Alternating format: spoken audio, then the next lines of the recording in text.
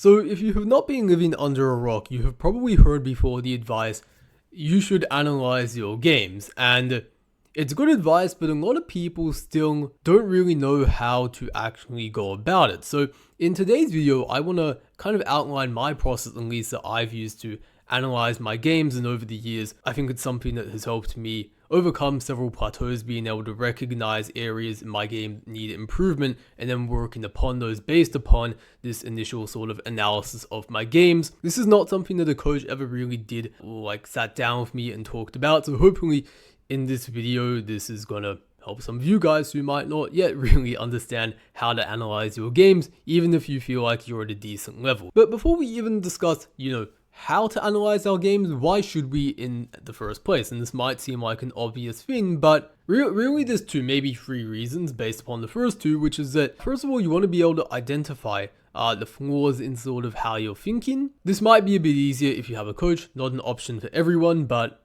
I think it can definitely help. Two, being able to identify any sort of just gaps in your chess knowledge or understanding you might have. This is a little bit different, I think, from just purely how you think during the game, but they sort of tie in with each other to some extent.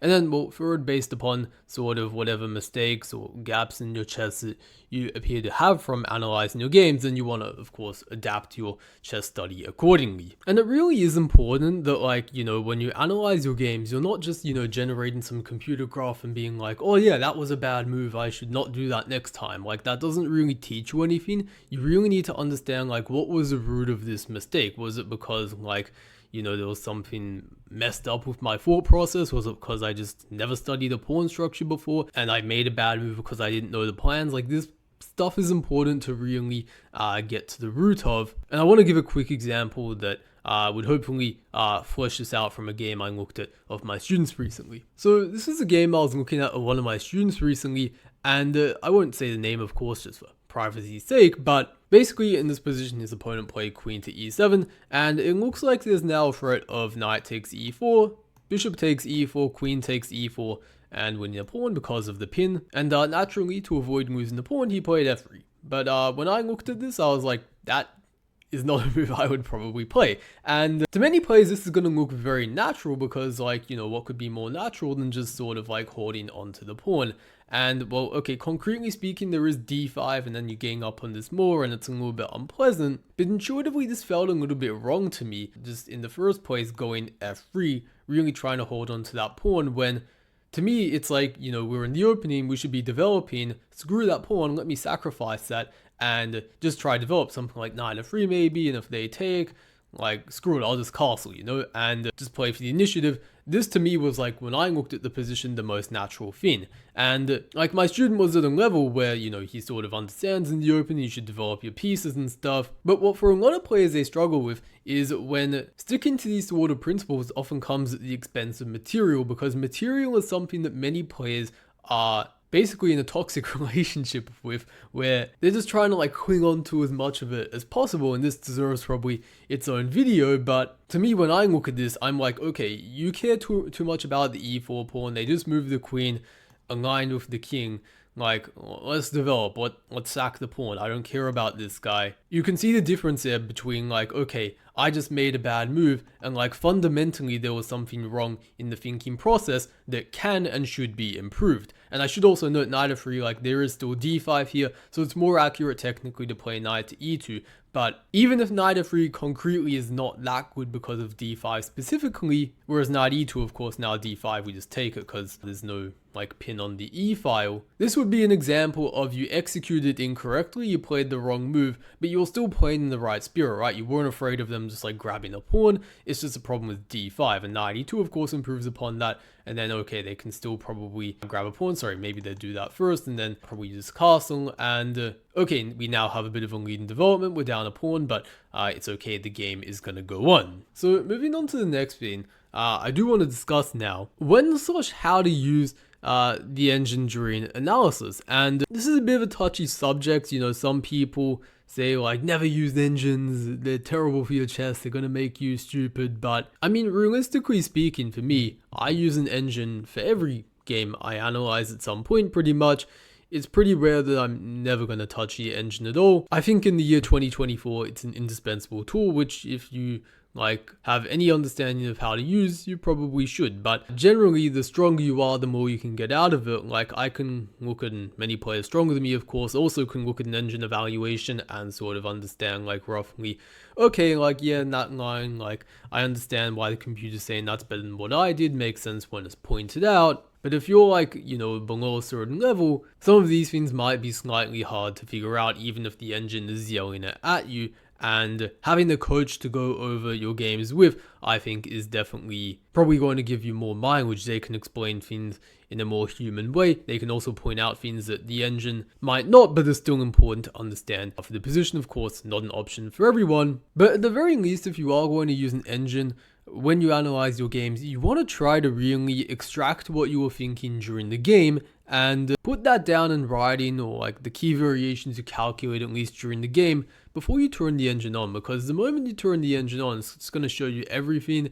It's going to tell you all these moves you played were bad, and then you're going to forget all the stuff you were thinking during the game because you're like, oh, I'm an idiot. But it's really important to get to the root of sort of like what you're doing wrong in the game was. Just having the engine tell you like that was bad is not really helpful. Again, as I was saying earlier, it's important to really get down to the root of what exactly was going on. Did I misevaluate something? Did I just like miss a key move in some variation? These are the important things to see. So I would highly recommend, again, before you turn the engine on, like at least try to do this with most of the games you play. Like if it's a blitz game, like I'm not doing that, right? But like if it's rapid, like it's a serious rapid game you're playing, or a classical game, you definitely should be doing this. You really should just be trying to enter those sort of forwards down in some sort of like lead chess study or whatever you use to like input your games in. So just to give you guys an example, this was a game I played earlier this year, and basically I was confronted with this difficult moment during the game where my opponent had just played, I believe, knight to b5 it was, and you can see there's a few different threats that kind of looking at the c7 square. If I for some reason don't get another move, like then they're just going to fork me and it's going to be pretty bad. So like a lot of people just play knight a6 without thinking, but I really did observe that if I put my knight on a6, it's sort of on the rim of the board. I can never kick the knight away with a6, and I'm kind of stuck in a bit of an awkward position. So I actually wanted to be able to castle if possible, ignore the threat, and then put my knight on the slightly more normal c6 square and be able to kick the knight away in the long run. However, the place, of course, you need to check some key variations. So like first of all, if you castle short, knight c7, what's going on there? And I quickly realized this was not actually very good if castles knight c7, because I have knight h5, and if they ever take, knight takes f4, the knight's going to be trapped, and I'm going to get two minor pieces for the rook, and this is going to be quite nice. If they go bishop e5, I'm going to play f6, and it's going to be a similar story, maybe even worse potentially. So I also noticed then, like, okay, if that's not an issue, knight c7, what if they take and then try to go takes here? Well, then I quickly saw queen a5 check, and I'm like, that's not an issue. So you might be wondering at this point, it looks pretty nice, why didn't you go for this? And my problem was actually if they played bishop c7 first, then my queen moves, and then they take, now there's no longer any queen a5 check.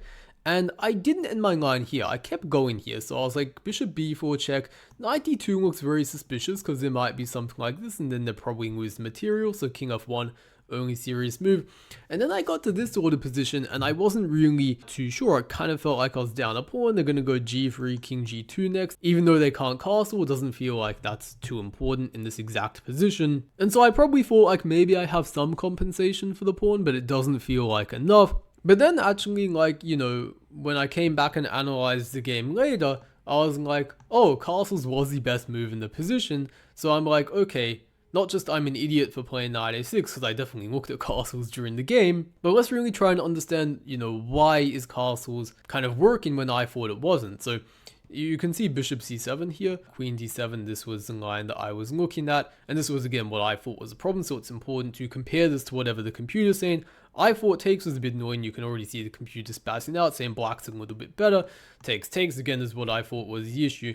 And okay, bishop b4 check, king f1, and in quite a few different variations, the computer is saying that black is a bit better. And what that kind of shows to me is that fundamentally I had some misevaluation in the position. It's not like there's just one line that's like -1 and the rest are like +1, right? That would indicate that I missed like a concrete line, but because all the lines are sort of a little bit better for black, that kind of shows me that I just fundamentally had some misevaluation in the position. Not that I couldn't calculate deep enough or I misvisualized something. So again, similar to one of the other examples I just showed with my other student, maybe I also suffered from being a bit too materialistic, but okay, you can't get everything right in chess. There's always going to be things that you get wrong during the game. And even if you look at this position, having it on the board, not like visualizing it from like back here and trying to evaluate it right, even still, I have to admit it's not super easy to like properly understand like why exactly black's a little bit better. You really have to get into the concrete details to some extent. I think there is some element of like bishop c5 poking at this pawn and like knight g4 and knight e4, hitting f2 could be a little bit weak. Knight e4, of course, would be after this pawn exchange. But yeah, I didn't really have the awareness to like look at all these details and basically ended up rejecting castles for the reason that I basically did not completely evaluate this correctly. But again, just to reiterate, like, it wasn't like in the initial position that I didn't even consider castles because I thought knight c7 was an issue, but I just missed knight to h5. If I had missed this, then this would be an issue of probably, you know, I gave up too early in my calculations, but that was not the issue again. It was more of a misevaluation thing. Those are two very different things, or two very different scenarios that could happen if someone did not castle in this position. But okay, coming back, so I also want to touch upon this topic of analyzing your time management, not just your moves. And, you know, often if you have like a score sheet, especially if you play at a tournament, you can note down the times on the side you make for moves. I don't do that every move usually, but if I spend more than like a few minutes, I'm usually gonna just like note that down on the side. And we also did talk about time management in another video. I think it was like, if your time management is bad or something, watch this video. I can't even remember, but it is important to note this down somewhere when you're analyzing, just as a note to self. As I also mentioned in that video, there are generally 4 types of decisions in chess, which are being outlined by this sort of world-class trainer, Jakob Aagaard, and this is at least how he describes it, and I kind of agree, which is that, okay, there are automatic decisions. These are like you capture something. Simple is mostly like intuitive, just like you should only be spending a few minutes at the very most. These are like quicker decisions when there's not too many tactics or things to calculate. Complex is like a, you know, this could be something where you're going to change the pawn structure, or you're going for some sort of long-term positional sacrifice and you can't fully calculate it out, but it does require a bit of time to think through. And the final one is critical decision, where it's like the difference between the first and second best move is like could potentially be change the whole result of the game. And logically speaking, you should be trying to, you know, really have quite a bit of time left over for these so you can really think them through, not, you know, do what I used to do when I was younger very often, which is, you know, I spent a lot of time on these simple decisions. I'd get into time trouble a lot, and I wouldn't be able to calculate well the moments I needed to. I've noticed some similar stuff, especially one student I've been working with recently. We've sort of reached the conclusion that, okay, like he needs to definitely, you know, spend more time just sort of working on honing his abilities in these more simple decisions, because sometimes he'll spend like 10 minutes on a move where I'm like, I would have made that in 30 seconds and just not really thought that much about it, right? And I think this is probably the most common problem for people that sort of run to time trouble, is really not that they're getting like 10 critical positions in the first 20 moves of the game. It is more so just that they tend to spend too much time on these sort of decisions where they need to be more intuitive, more quick. And if you can realize that when you're analyzing the games and then change your training accordingly again, I think that can definitely have a big impact on your game. But okay, last of all, we're going to talk about the opening a little bit. Like, this is always something that should be, you know, happening when you analyze your games. Now, some people only look at the opening and they're like, oh, I lost the game because of the opening, instead of like, you know, equalizing. I was like minus 0.4 or like plus 0.4 for white. I was a bit worse for black, and they're like, that's why I lost the game. It's like, probably not. I mean, like, but that being said, if you can find any clear improvements in the opening, you always should be trying to do so.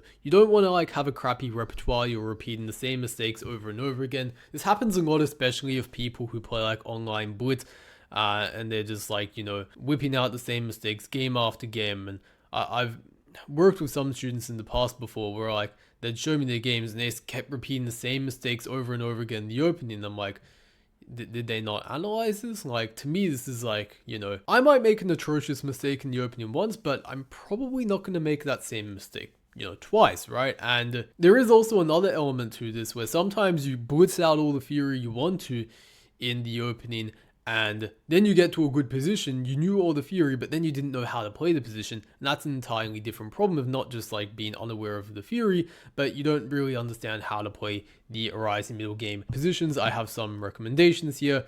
You know, use the master's database if there's some games from the position you reached, if you're following the theory that is, and sort of see what plans they use that maybe you could use if you reach a similar position again. Or you could also go out and seek, like, I don't know, like books, courses, videos that covering the pawn structure that happened in your game. One of the best books, by the way, that you can get on this topic is sort of a book called Chess Structures, and it's written by Grandmaster Mauricio Rio Flores.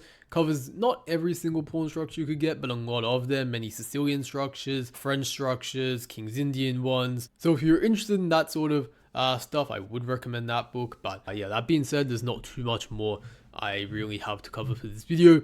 And yeah, anyways, if you guys enjoyed it, please leave a like, subscribe to the channel if you're not already. And if you do want to work more with me, one-on-one coaching, I'm not accepting students right now, but there is a form you can fill out in the description below, and I'll get back to you when I am available. But anyways, see you guys until next time.